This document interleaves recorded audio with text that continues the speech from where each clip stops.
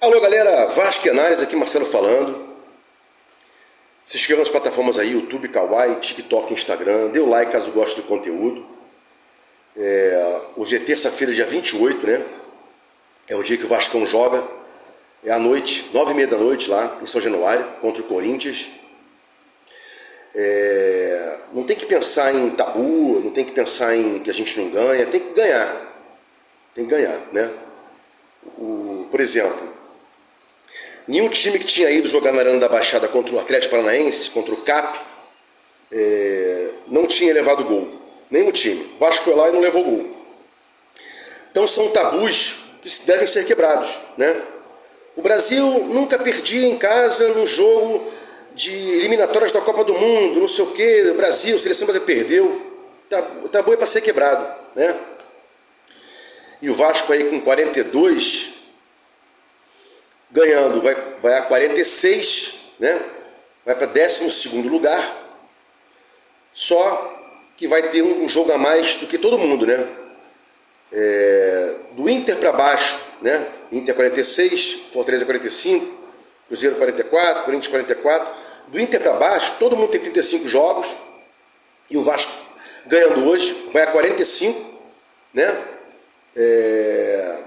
Vai para 12º, 13º. Talvez 13º, porque Fortaleza estaria na frente do Vasco pelo saldo de gols, né? Então o Vasco iria para 13º lugar, com um jogo a mais do que todo mundo praticamente, à exceção do Corinthians, né? Que vai jogar com ele hoje, e disputa aí disputaria mais duas partidas, né? Grêmio fora e Bragantino em casa na última rodada, né? Bragantino tem 59 pontos, tem 16 vitórias, né? E aí, vamos ver aí, 36ª rodada, 37ª rodada, para ver se ele vai chegar na última rodada ainda com chance de título e tal, inclusive com chance de Libertadores, que ele está em sexto hoje, né? Para não pegar pré-Libertadores. Então é importante também que a gente veja aí o Grêmio, o próprio Grêmio também, que tem 59, né? Os dois últimos jogos do Vasco na sequência, Grêmio fora, como eu falei, 59, e o Bragantino, o último jogo em casa, 59, os dois times lutando aí, no mínimo por Libertadores, né? Acho difícil aí pelo título, porque o Palmeiras tem 63, Flamengo 63, Botafogo 62, né? Com 2 vitórias a mais, esses times do que o Bragantino e o Grêmio, né? Com 2 vitórias a mais do que o Bragantino e o Grêmio. Na verdade não, o Grêmio tem 18 vitórias, 2 vitórias a mais do que o Bragantino, porque o Grêmio, juntamente com o Palmeiras, Flamengo e Botafogo, todos têm 18 pontos, né? 18 vitórias. Bom,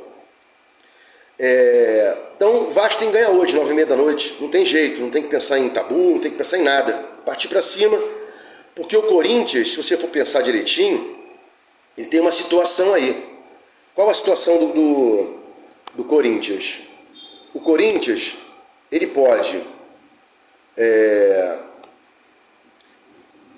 empatar com o Vasco hoje, né? Que vai ser para ele um bom resultado, mantém o Vasco lá atrás. Depois joga em casa contra o Inter. O Inter, dependendo, já pode estar longe do rebaixamento. Já está com 46.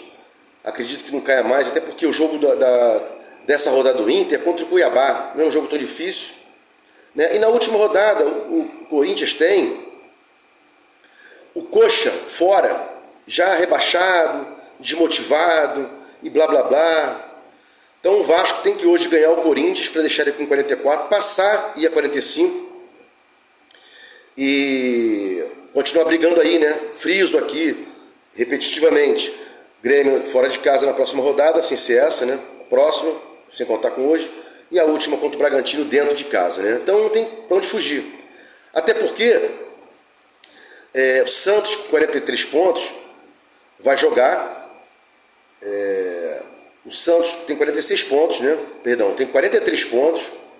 Vai jogar contra o Fluminense, do presidente Bittencourt, que odeia o Vasco, né? Parece que ele odeia mais o Vasco do que gosta do Fluminense.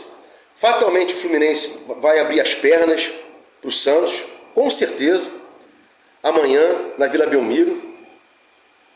Depois o Santos pega o CAP fora, CAP disputando aí Libertadores, e no último jogo o Santos pega o Fortaleza, também brigando por aí, por manutenção em Sul-Americana e tal, né? E o Santos querendo pegar uma Sul-Americana.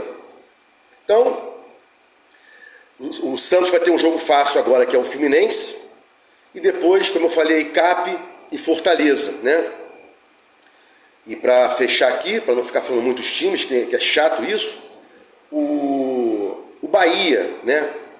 O Bahia vai pegar o Galo em casa, perdão, isso é na última rodada. O Bahia vai pegar o São Paulo em casa, São Paulo já com 47 pontos, não cai mais, desmotivado, poderia ir a 44. E se o Vasco tropeçar, empatar ou perder, passa o Vasco, ficando a 1 ponto ou 2 pontos. Perdão, se o Vasco tropeçar ou empatar, vai abrir do Vasco 1 ponto, caso o Vasco empate, e vai abrir do Vasco 2 pontos, caso o Vasco venha perder do Corinthians. Então é importante que o Vasco consiga aí,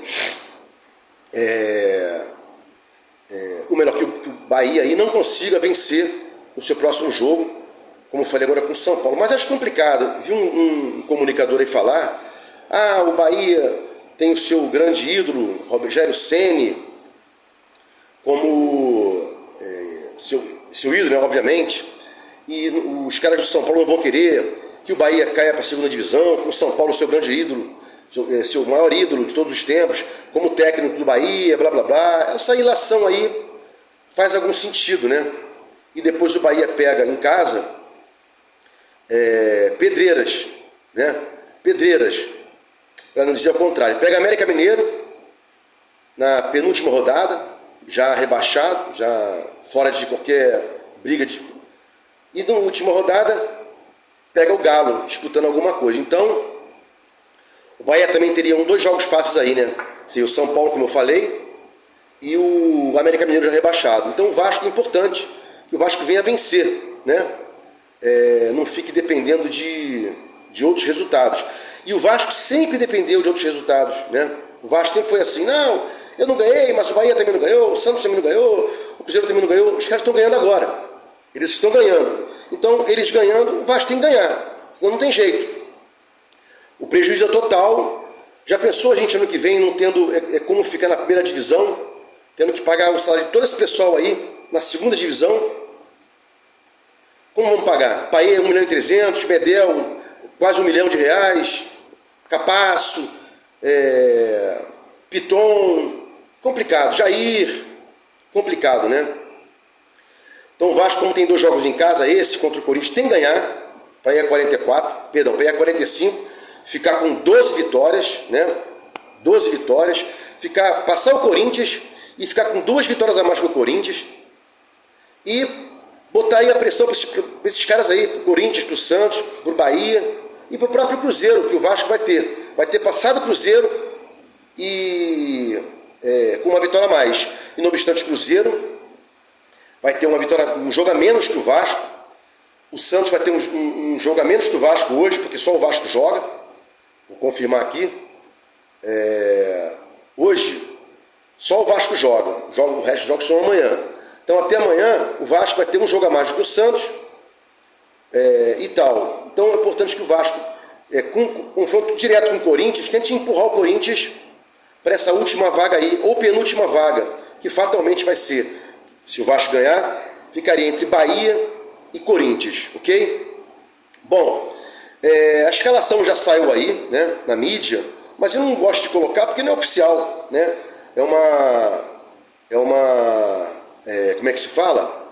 É uma projeção e não sei o quê. Uma projeção bota Zé Gabriel, Paulinho e Jair. Na outra projeção não bota Jair. Os canais ficam assim diferenciando as escalações. Então não sei o que vai ser. Numa outra escalação bota Rossi, Peck e Verratti. Numa outra escalação bota 4 no meio de campo sem o Rossi, com o Paulinho, Zé Gabriel, Jair e Verratti. Então não vou ficar aqui divagando não. O importante é que o Vasco quando soltar a escalação, a gente vem aí a pensar, a comentar, a falar sobre o jogo, né? Bom, seria interessantíssimo demais que o Vasco levasse muito a sério esse jogo de hoje, e a torcida está aí para empurrar o Vasco.